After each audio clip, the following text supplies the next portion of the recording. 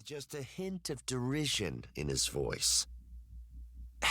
Yes, I know I told you to let me know if there was a change, and no, I didn't think it had slipped your circuits.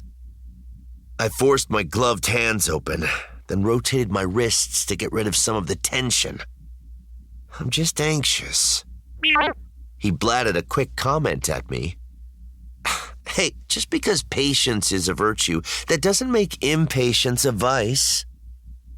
I sighed and turned the latter half of it into a piece of a Jedi breathing exercise Luke Skywalker had urged upon me when trying to recruit me as a Jedi. Breathing in through my nose to a count of 4, I held the breath for a 7 count, then exhaled in 8 beats. With each breath, I let more tension flow out of me. I sought the clarity of mind I'd need for the coming battle, if the invids materialized. But it eluded me with the ease the invids had shown in escaping the New Republic. Things kept seeming to happen fast. Mirax and I married fast, and while I did not at all regret having done so, events conspired to make our married life extremely difficult.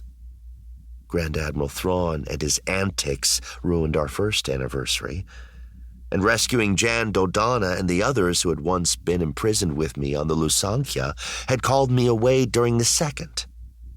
And then the reborn Emperor's assault on Coruscant dropped a Star Destroyer on what had been our home. Neither of us were there at the time, which was standard operating procedure far too often.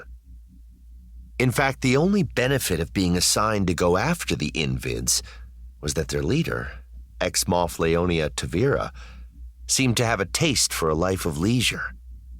When her Invidious vanished between raids, we usually had a week of downtime before having to worry about another attack. Mirax and I put this free time to good use, rebuilding our home and our relationship.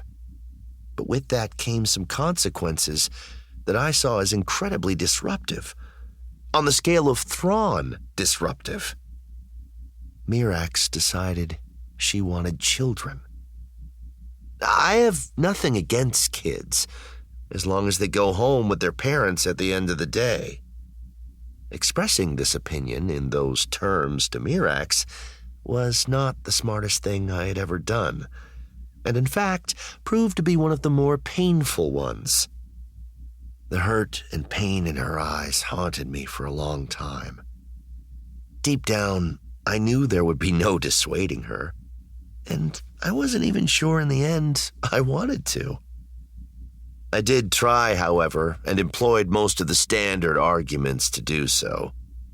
This is an unsettled time in the galaxy ploy lost out to the fact that our parents had faced a similar choice, and we'd turned out pretty well. The uncertainty of my job argument wilted beneath the logic of my life insurance, and then withered away when Mirax gave me a glimpse at the account files, the real ones, for her import-export business. She pointed out that she could easily support the 3 or 4 of us, and I'd not have to work a single second, outside of caring for the children. And she noted that carrying a child for 9 full months meant she would already have 3.11 years of 40-hour weeks of childcare logged, and that I would owe her. Over and above all that, she said I'd make a great father. She noted that my father had done a great job with me. Having learned from him the skills of being a father, she just knew I'd be wonderful with kids. And using that argument, she turned the love and respect I had for my father around on me. She made it seem as if I was dishonoring his memory by not bringing children into the world. It was a most persuasive argument, as she knew it would be, and hammered me pretty hard. In retrospect, I should have given up at the start and saved the 2 of us a great deal of grief. She makes her living, a very good living, it turns out, convincing all sort of folks that junk no one else wants is absolutely vital to them. While she engaged me in logical discussions, focusing